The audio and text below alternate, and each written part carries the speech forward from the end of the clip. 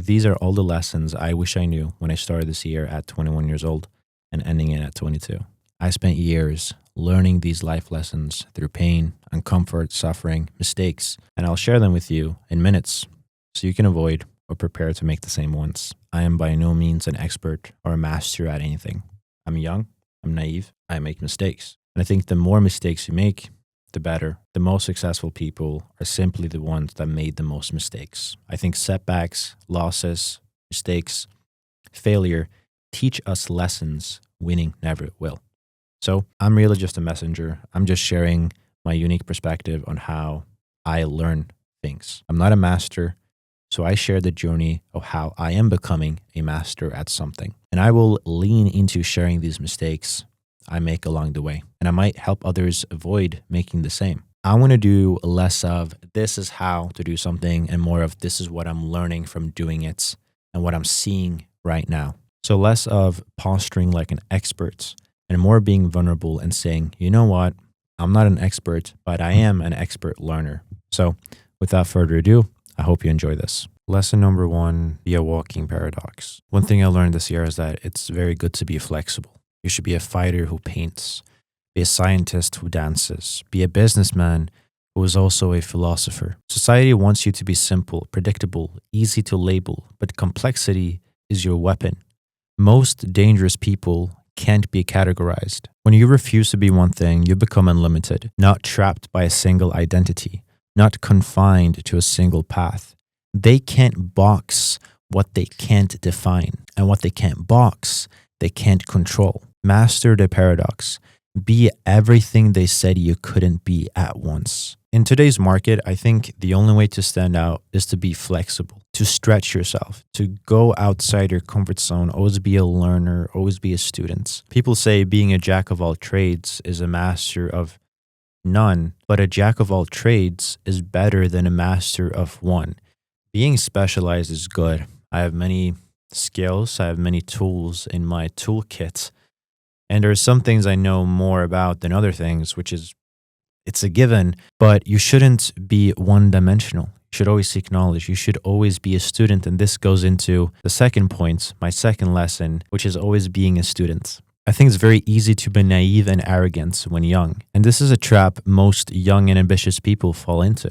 I probably read Meditations by Marcus Aurelius 3 times this year. And if you don't know who Marcus Aurelius is, he was a Roman emperor, and he was also a Stoic philosopher. And he's especially remembered for his personal journal writings, which is now confined in a book called Meditations. It's not about meditating, but it's literally just his journals put together in a single book. And you can literally go right now and buy it for like $20, which is crazy. Like entering a Roman emperor's mind 2,000 years ago. His little journal entries, he did not mean for them to be released, and having access to that so easily, I think it's beautiful, and I think that's something you should not take for granted.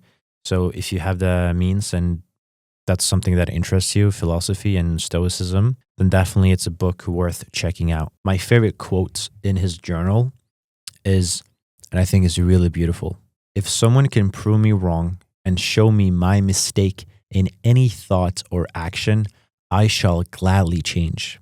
I seek the truth, which never harmed anyone. The harm is to persist in one's own self-deception and ignorance. And Marcus strongly advocated for lifelong learning and maintaining a student mindset, regardless of one's age or position. There's actually a famous anecdote of Marcus. Late in his reign as an older man, being spotted carrying a stack of books on his way to a lecture. And when he was asked where he was going, he replied with a statement that summarizes his philosophy. Learning is a good thing. Even for one who is growing old, I am now on my way to Sextus the philosopher to learn what I do not know yet. And I think this highlights several different key points of his perspective. Number 1 is humility. Even as the most powerful man in the world, he maintained the humility to admit there were things he did not know yet. The second point being ongoing growth, the pursuit of wisdom in a continuous journey that does not stop with formal education or age.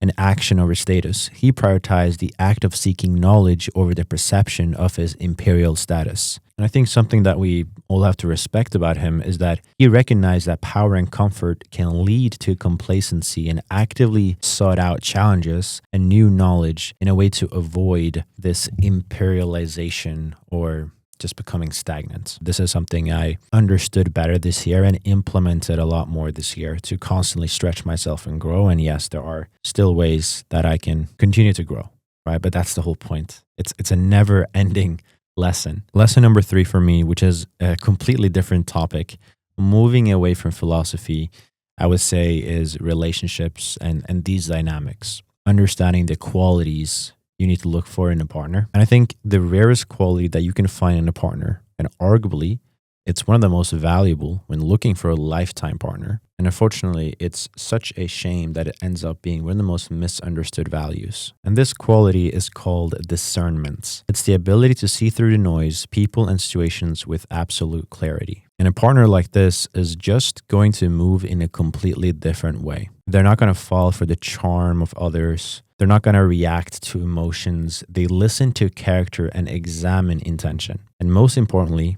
they can separate from what feels right from what is right. And I'll give you some examples. Instead of saying, this is what makes me feel, or how does this make me feel, they would say something along the lines of, where does this lead? And they'll be able to recognize that even if something might feel good, they'll question, where is this coming from? Is it, like, if you're religious, is this from God? And they'll be brutally honest with themselves. And finally, they don't outsource their moral compass. They might seek advice or pray about it, but ultimately, they're not going to let their decisions get ruled by peer pressure or society standards. And they will guard their peace with everything that they have. The peace for themselves and the peace in their relationships. And the reason why this is the best quality is because a partner like this is not easily manipulated. My next lesson is understanding masculinity. Unfortunately, most young men my age look up to people like Andrew Tate or these other polarizing, red pill online personas when trying to figure out what being a man is.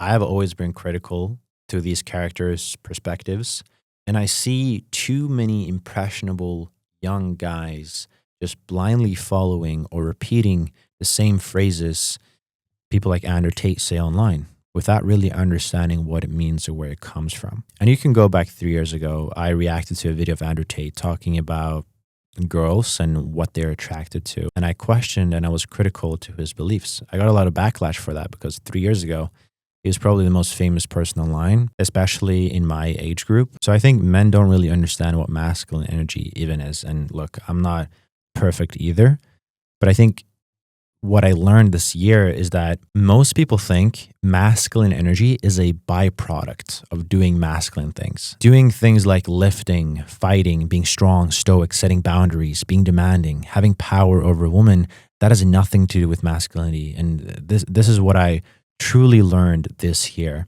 Masculinity at its core is pure, locked in, rooted presence, pure I am state. Why? Because a feminine partner can express themselves however they want and a masculine stay unmoved. Notice how I'm not saying men and women, by the way, because feminine and masculine energy is not bound to a gender. Women tend to be feminine and men tend to be masculine, but that's not a given. A woman's moods, emotions, oftentimes, not always, fluctuate first with their cycle. And men who aren't rooted in presence will constantly try and fix her and put her in a box that's likable. This is not masculinity. Instead of trying to fix others' faults, the focus should be on correcting one's own. A quote by Marcus summarizes this perfectly. Be tolerant with others and strict with yourself. Marcus did not advocate for forcing others. Instead, he promoted leading by example, offering instruction when possible, and cultivating inner peace regardless of others' behavior. If the masculine is rooted in the I am state, calm, present, they won't move. They will love her exactly as she is. She can dance, she can sing, she can cry, she can move, and he will be unchanged. If he is in that energy, he can watch a rom-com, he can put a flower in a vase, he can sing, he can dance, but his energy and his presence is locked in, is masculine, no matter what he does. This goes into my next lesson, which is understanding what unhealthy and healthy love is. I think it's impossible for someone who destroys your mental health to be the love of your life. Obsessing over someone isn't love. It's fear disguised as affection. Unhealthy love often feels exciting, dramatic, and profound, but hurts us in the long run. Healthy love often feels dull, peaceful, and repetitive, but it heals us in the long run. That's the difference. People mistake intensity of emotion for positivity of emotion. They ride the roller coaster of a dramatic and toxic relationship.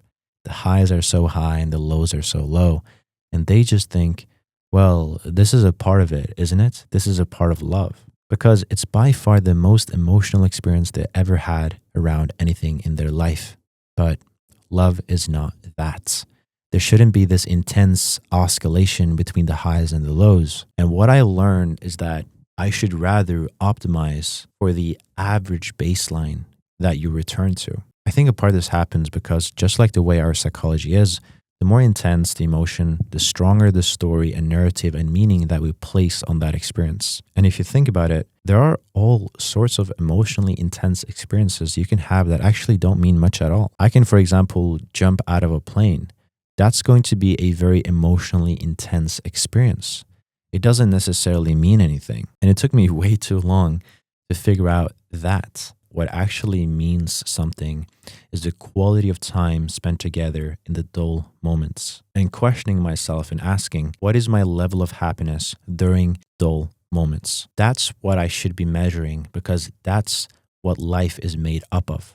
That's the vast majority of life. Last lesson for me. Lesson number 6 is picking your battles. Less is more, knowing when to speak. Hard and uncomfortable conversations will only be successful with emotionally intelligent people. You cannot have breakthrough conversations with people that are committed to immaturity. You bring clarity, they bring chaos. You bring solutions, they bring defensiveness. You bring growth, and they bring their ego. And if there's anything you take from this video, it is that emotional intelligence is a price of admission to real conversation. And without emotional intelligence, every conversation becomes harder. Every solution becomes harder. Every attempt at understanding becomes an argument. Some people just cannot receive feedback without feeling attacked. They cannot hear the truth without getting defensive. They can't grow because they cannot get uncomfortable. So do yourself a favor and save your hard conversations for the people that are mature enough to have them.